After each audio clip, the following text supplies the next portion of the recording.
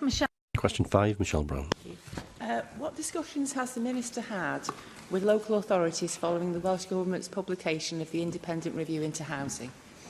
The Independent Review Panel for Affordable Housing Supply published their report on the 1st of May.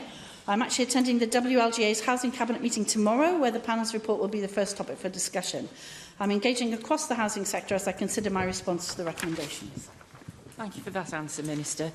Recent figures have shown that some families are spending 3 years in temporary accommodation. The average time to wait in some areas is months and not days. People are waiting a long time for proper accommodation. I'm sure you empathise with those people. Under the Wales Housing Act, local authorities have a duty to find accommodation for people who are or are at risk of being homeless. But there's no limit on how long that should take. What more can you do to reduce the time families are in temporary accommodation, and should the Housing Act be amended to include a time limit on how long an authority can take to find a family a much-needed home?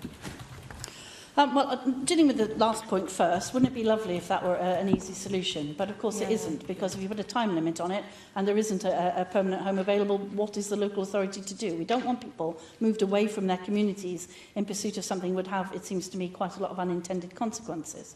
The only actual way to deal with the problem that the member outlines, which is a real one, is to increase the housing supply. And the members heard me talking at great length today already about increasing that housing supply using all of the levers that in our control, but more specifically to get scale and pace into the building of social housing once more, which is the only permanent solution to that problem.